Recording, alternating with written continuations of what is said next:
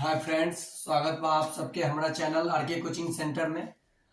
आए का आज सीखे के बाद न्यायिक प्रक्रिया यानी न्यायालय में अगर रहुआ खिलाफ मतलब अगर रहुआ अधिकार से कोई खिलवाड़ करता तो हमनी के केंग वो न्यायालय में कितना प्रकार के न्यायालय बा जहां पर न्यायिक अपन अधिकार के मांग कर सकतानी सब।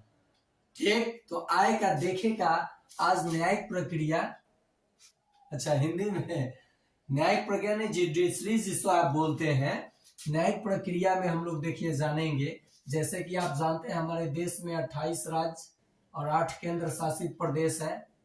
राज्य यानी स्टेट और यूनियन टेरिटरीज 8 हैं।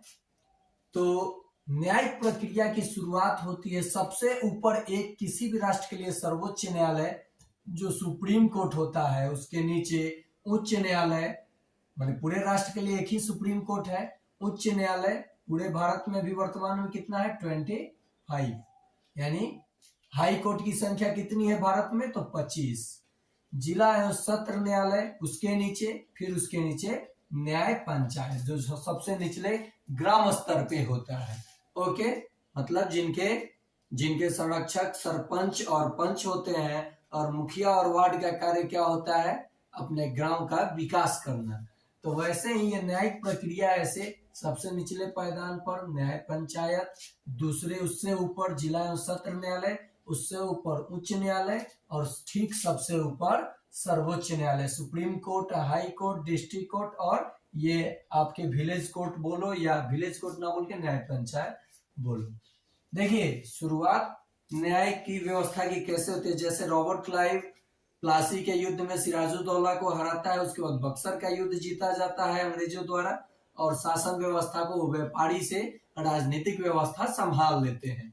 तो उसी के तहत एक एक्ट, रेगुलेटिंग एक्ट 1773 पारित किया जाता है, जिसमें 1774 में कलकत्ता में एक न्यायालय कोर्ट की स्थापना होती है, जिसके न्यायाधीश एलिजा इम्पे को बनाया जाता है। उसके जस्ट बाद भारत उच्च न्यायालय अधिनियम 1861 के तहत 3 जहां पे प्रेसिडेंसी हुआ करती थी, वहीं पे बंबई, कोलकाता, मुंबई नाम हुआ है और मद्रास 1862 में ये 3 न्यायालय की उच्च न्यायालय की स्थापना की जाती है। अब देखिए इलाहाबाद उच्च न्यायालय की स्थापना इसी अधिनियम के तहत 1866 में की जाती है। अब देखिए भारत शासन अधिनियम 1935, इसे लघु संविधान के नाम से भी जाना जाता है, क्योंकि भारतीय संविधान के अधिकांश नियम कानून इसी से लिया गया है और बहुत सारे राष्ट्रों के संविधान का अवलोकन करते हुए भारतीय संविधान को बनाया गया है, जो सबसे बड़ा लिखित संविधान है। तो देखिए आज हम लोग अब देखिए फेडरल कोर्ट 1937, जो आज हम लोग जिसको बोलते हैं सर्वोच्च न्यायालय। फेडरल कोर्ट की स्थापना कब हुई थी तो 1937। तो आइए दोस्तों हम लोग जानते हैं सर्वोच्च न्यायालय की स्थापना कैसे होती है, न्यायाधीश की क्या प्रक्रिया है, न्यायाधीश कौन बनेगा और उसकी क्या क्या सीमाएं होती है और संविधान के किस भाग और किस अनुच्छेद में वो प्रक्रिया दी गई है। तो आइए सर्वोच्च न्यायालय यानी सुप्रीम कोर्ट, भाग 5 यानी संविधान के भाग 5 में इसकी चर्चा की गई है। अनुच्छेद आर्टिकल 124 से लेकर 147 के बीच प्रत्येक देश में यानी हमारे देश में एक सर्वोच्च न्यायालय होगा, जिसका अवलोकन भारतीय अमेरिकी संविधान से करके लिया गया है, जिसका प्रावधान अमेरिकी संविधान से लिया गया है। अब देखिए कैसे याद रखिएगा कि सर्वोच्च न्यायालय की प्रक्रिया अमेरिका से लिया गया है।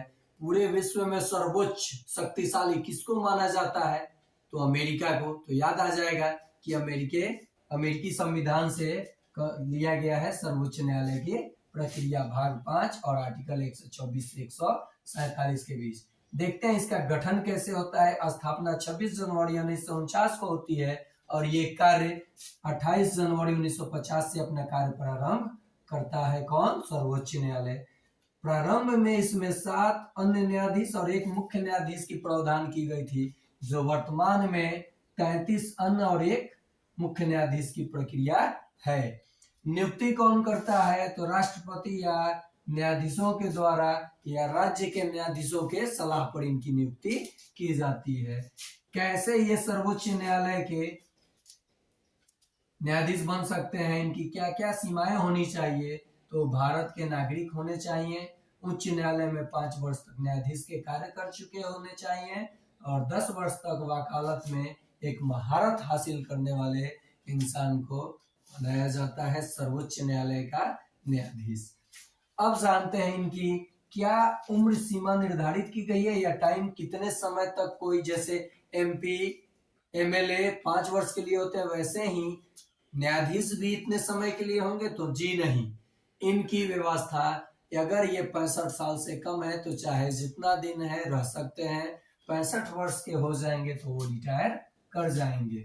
पद से हटाने की प्रक्रिया सांसद के द्वारा है, वो आर्टिकल 124 का प्रयोग करके किसी न्यायाधीश को हटाया जा सकता है।